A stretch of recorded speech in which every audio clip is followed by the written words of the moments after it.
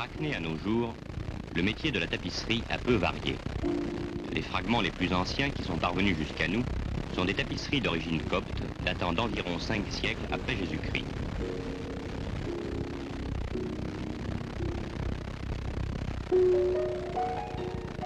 La suite de la Dame à la licorne, composée de 6 panneaux, est une des tapisseries les plus riches en poésie que nous ait laissé l'époque gothique.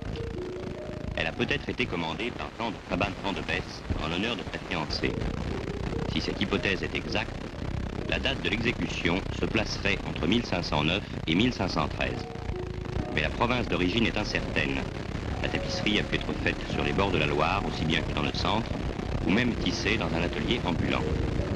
Elle fut retrouvée au château de Boussac, dans la Creuse. La municipalité céda la tenture au musée de Cluny en 1882, où elle est exposée depuis.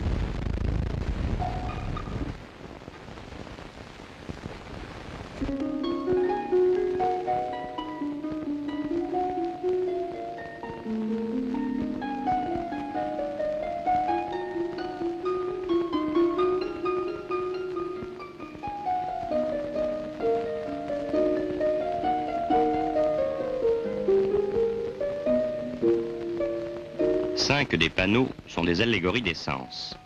Le toucher, l'odorat, le goût, l'ouïe et la vue. Le panneau représentant la dame devant sa tente est appelé « À mon seul désir », inscription qui se détache sur le bord du toit.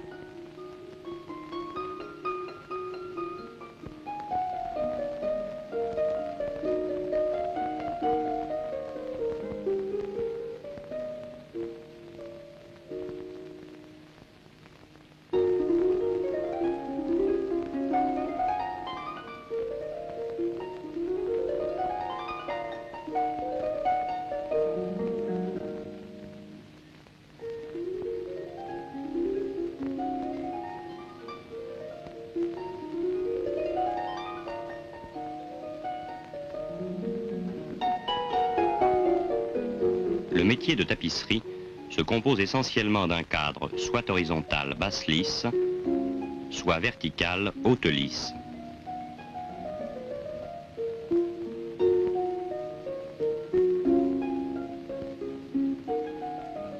Pour pouvoir exécuter une tapisserie, le lissier doit se référer à un carton. Ici, Jacques Lagrange, dans son atelier, en prépare un pour une petite tapisserie qui sera tissée en basse lisse. D'abord, il trace au crayon les principaux contours de son dessin.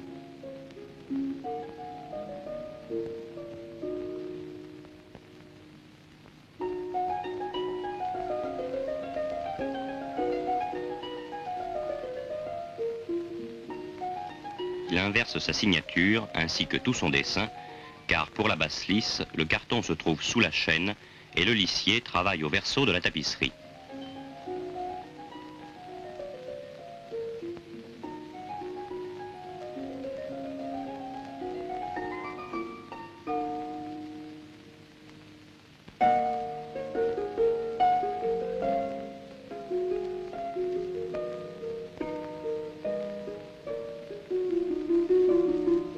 Quand il peint, il a présent à l'esprit que son œuvre doit être transcrite en laine et qu'à chaque nuance retenue doit correspondre une teinte de laine assortie.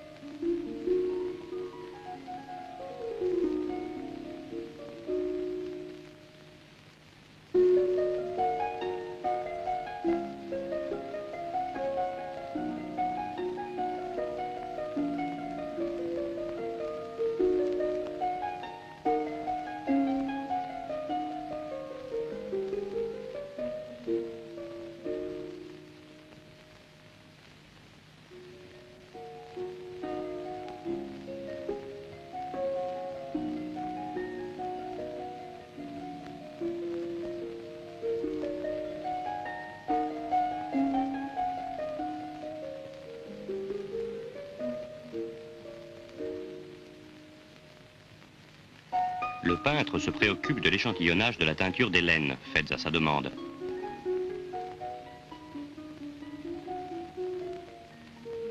Le dégraissage de la laine est une opération importante pour obtenir une bonne teinture.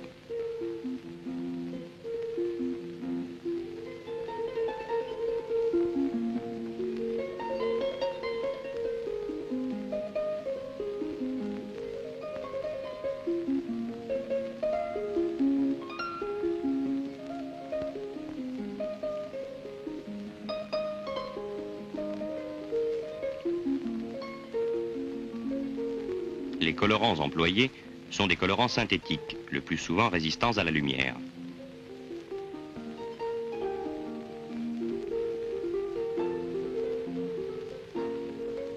Le savoir-faire du teinturier est très important, car c'est visuellement qu'il arrive à la teinte exacte demandée.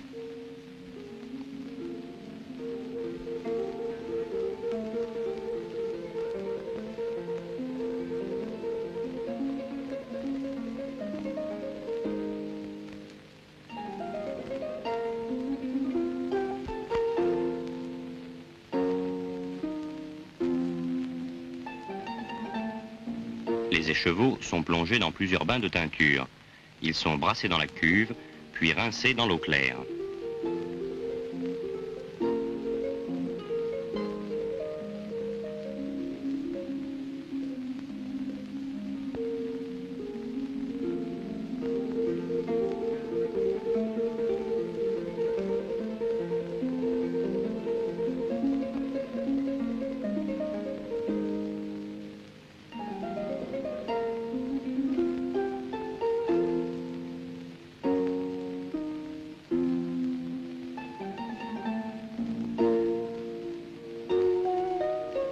La qualité de l'eau est très importante. La pureté de l'eau de la Creuse est très réputée. C'est ce qui suscita l'implantation de teintureries et de tanneries au bord de cette rivière. Ces écheveaux, mis à sécher en plein air, sont préparés pour une tapisserie de Le Corbusier.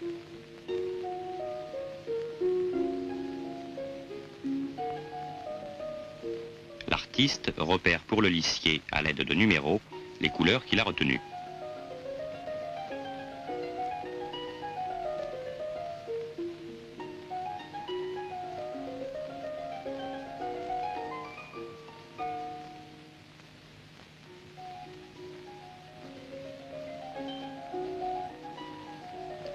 Jacques Lagrange achève un autre carton de dimension plus importante.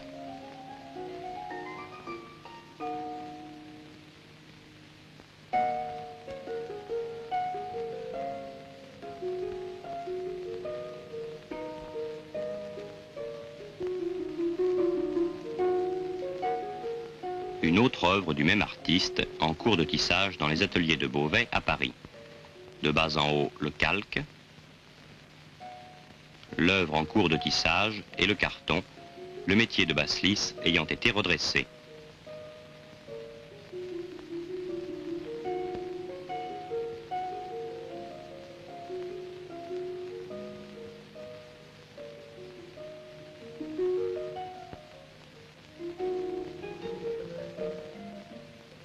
Le métier de basse-lisse est utilisé à la Manufacture nationale de Beauvais et dans les ateliers d'Aubusson, petite ville de la Creuse, centre le plus important de lissier.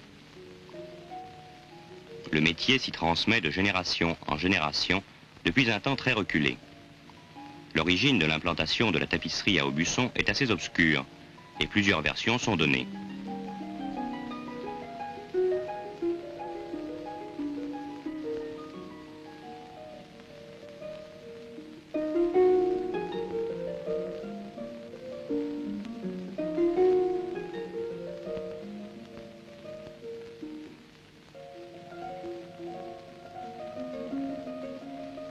De nos jours, sous l'impulsion de peintres modernes, le métier connaît un nouvel essor.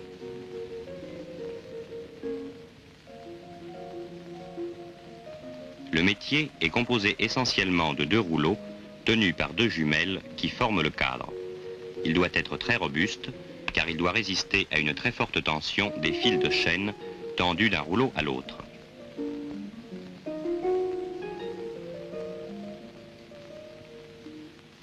La tapisserie, ainsi qu'on peut le remarquer, s'exécute en équipe d'au moins 2 lissiers, souvent plus, selon la largeur du travail. Les ouvriers s'entendent sur l'interprétation à donner à l'œuvre et sur la cadence à tenir pour permettre un prix de revient raisonnable.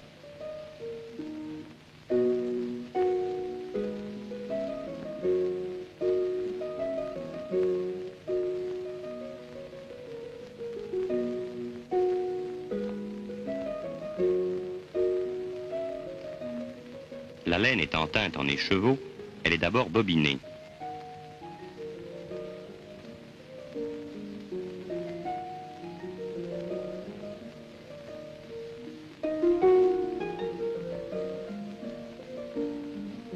Puis ensuite, on passe au flûtage.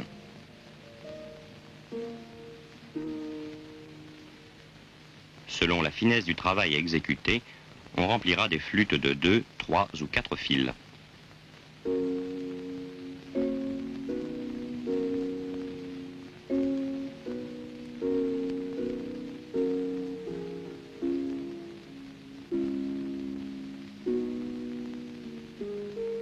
Dans la basse lisse, le lissier utilise pour séparer les fils une paire de pédales appelées marches, reliées respectivement aux fils pairs et impairs, et permettant de séparer ceux-ci en 2 nappes, entre lesquelles passe la flûte qui introduit le fil de trame. C'est l'entrelacement des fils de chaîne et de trame qui constitue le tissu. Il y a coordination du travail des pieds et des mains.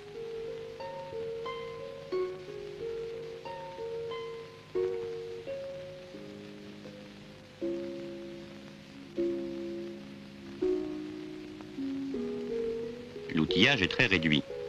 La flûte pour passer la laine, le grattoir en fer pour tasser la laine dans les aplats étant les parties larges du tissage, le peigne en bois pour tasser la trame. Un miroir passé sous le travail permet de contrôler le résultat. Des ciseaux, un poinçon complètent cet outillage.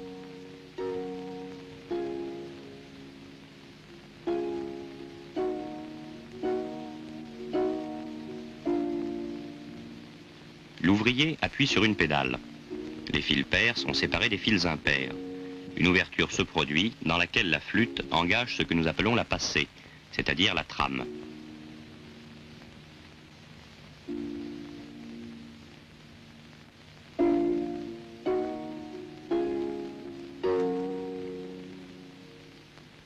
L'ouvrier change de pédale, une nouvelle ouverture se produit, on engage une nouvelle passée. La chaîne est en coton, la trame est en laine. Le rapport de grosseur de la chaîne et de la trame est fonction de l'œuvre à exécuter.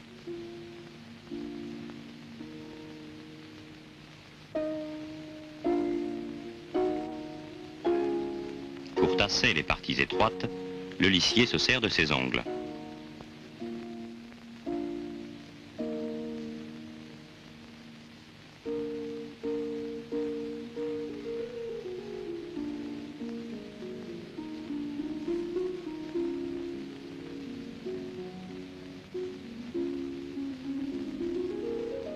Nous présentons ici dans l'ordre d'exécution les travaux de début de lissier.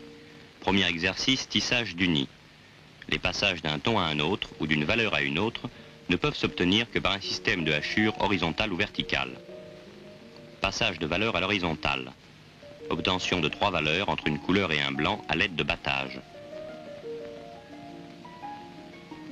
Exercice de forme avec droite, oblique, verticale, horizontale et quelques éléments de hachure. Puis, après les lignes droites, les courbes et les cercles. Enfin, exercice en forme de damier.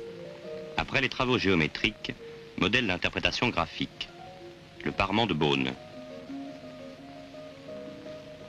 Grive dans la vigne de Tourlière. Les élèves abordent ensuite un fragment de panneau, tiré d'une tenture de Grosmère.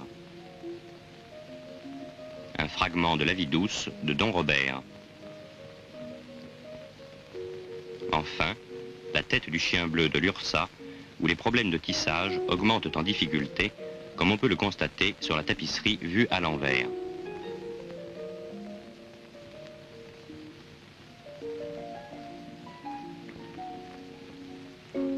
La tapisserie de haute lisse se fait sur un métier vertical.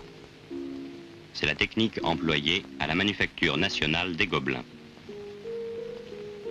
Située à Paris, dans le faubourg Saint-Marcel, au bord de la Bièvre, elle a gardé, au cœur de la capitale, son aspect de village. Henri IV, en 1601, acheta à une famille de teinturiers nommés Gobelins cet emplacement et il y logea 200 tapissiers flamands. En 1662, Colbert agrandit et éleva cette entreprise au rang de manufacture royale. Le premier directeur en fut Charles Lebrun, décorateur du palais de Versailles. La manufacture forme elle-même les lissiers qui continuent une tradition vieille de 4 siècles. Elle teint la laine pour son usage et possède un laboratoire qui étudie la résistance des coloris à la lumière. L'agitation et le bruit de la grande ville ne viennent pas troubler ce lieu préservé. Le métier de haute lisse est un bâti composé de 2 montants verticaux, scellés au plancher et au plafond, reliant 2 cylindres horizontaux, les ensouples. Les 2 ensouples portent tendus verticalement un ensemble de fils nommés chaînes. Ces fils sont divisés en 2 nappes distinctes, fils pairs et impairs. Les 2 nappes sont séparées par un grand bâton de verre qui tient par la tension de la chaîne. Les fils arrière de la chaîne portent une cordelette nommée lisse.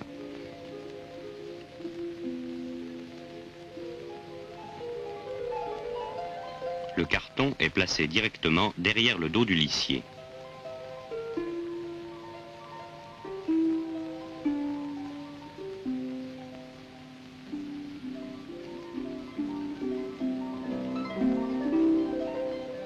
L'ouvrier ramène en avant les lisses qui font se croiser les fils de chaîne et, à l'aide d'une broche, passe le fil de trame qui, comme dans la basse lisse, recouvre entièrement la chaîne. L'ouvrier tasse avec la pointe de la navette, puis avec le peigne.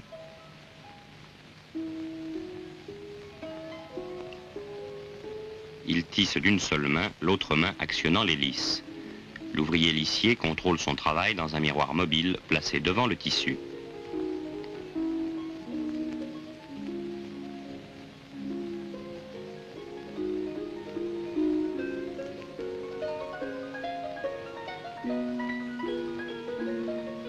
Le dessin est reporté à l'encre sur les fils de chaîne.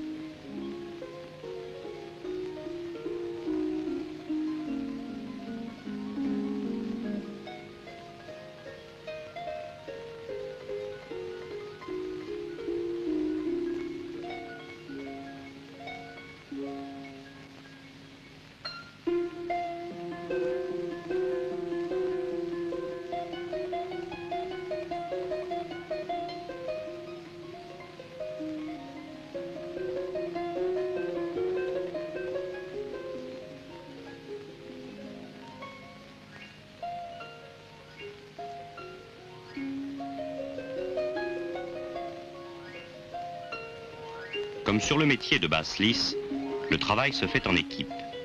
2 ouvriers travaillent sur la même tapisserie. Ici, le métier étant très large, il y a 2 tapisseries sur le même métier. Les artistes de notre temps n'hésitent pas à s'exprimer à travers l'un des plus vieux métiers du monde. Ici, 2 tapisseries de Jacques Villon qui sont en cours d'exécution. Voici des œuvres de Braque, Max Ernst, Woginski, Le Corbusier, Don Robert,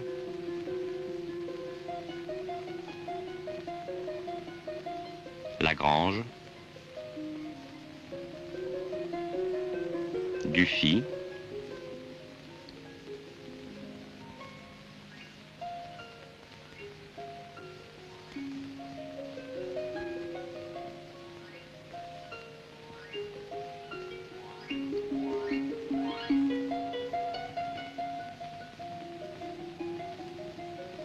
Lursa, Mattego.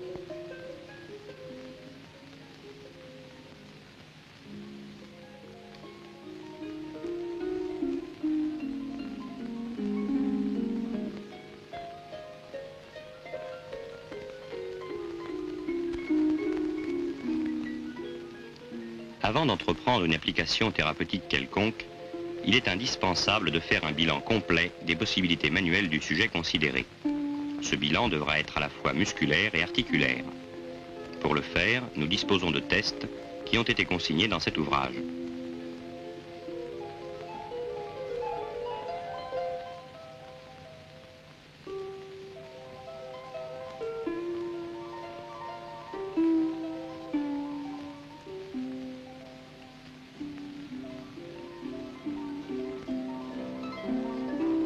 On les récapitule sur des fiches de bilan qui nous donnent d'une façon extrêmement précise des images des déficiences de tous les muscles de la main pris séparément. Voyons rapidement comment on examine d'abord les muscles de la main, ensuite la mobilité des articulations de la main, les résultats étant consignés sur des fiches de bilan qui représentent les amplitudes articulaires normales de la main.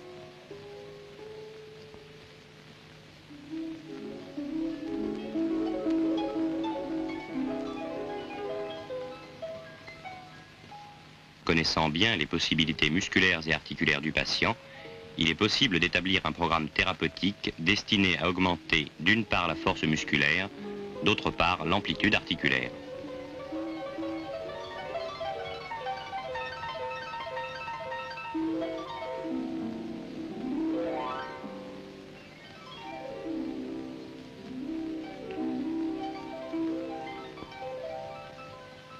Quelques exemples vont nous montrer que des malades ou des blessés peuvent indifféremment utiliser les arts manuels à base de tissage pour leur rééducation fonctionnelle. C'est ainsi que nous voyons ici une polyarthrite chronique évolutive extrêmement étendue, puisqu'elle intéresse toutes les articulations des deux mains. On observe d'abord les possibilités de cette malade sur un petit métier dit Tissanova.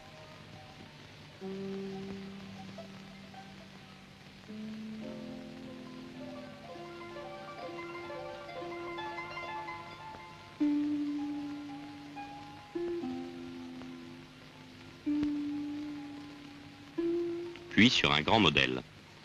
On peut observer ainsi le travail de toutes les articulations de la main et on constate, non sans surprise parfois, que de très lourds handicaps laissent cependant des possibilités de travail sur le métier qui sont loin d'être négligeables.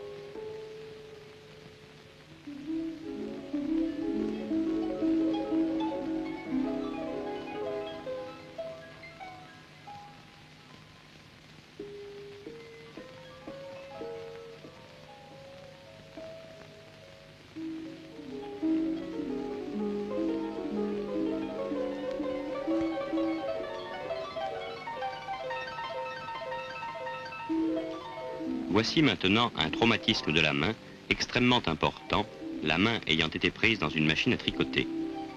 La cicatrice est adhérente et le tendon fléchisseur du troisième doigt s'y trouve inclus. Il y a des troubles sensitifs et une limitation de l'extension.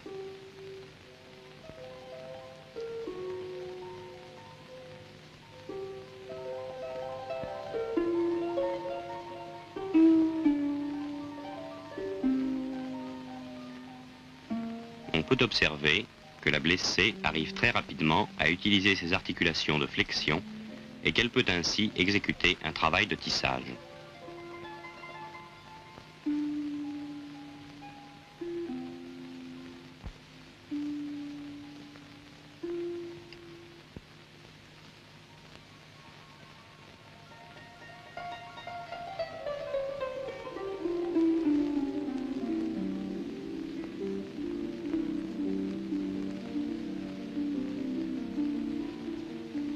Voici enfin un enfant de 11 ans présentant de très graves amputations congénitales.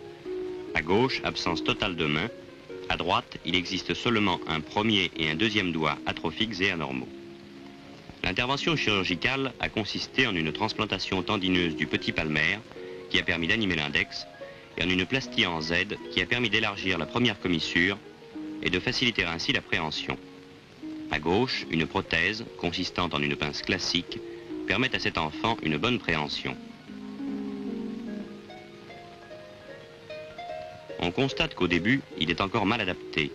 Ses gestes sont maladroits et il a des difficultés à coordonner ses mouvements des deux membres supérieurs.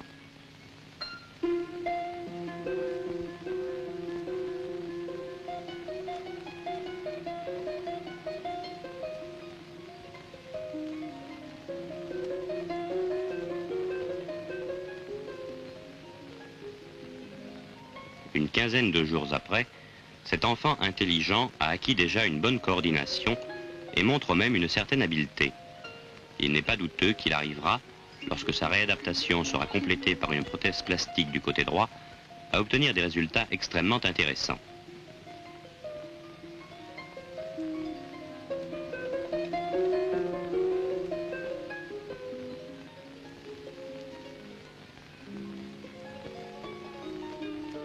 Ces expériences furent courtes dans le temps et par le petit nombre de malades. Nous approfondirons ce problème dans une série de films sur le même sujet, mais celui-ci nous prouve déjà que la tapisserie peut être employée avec profit pour la rééducation.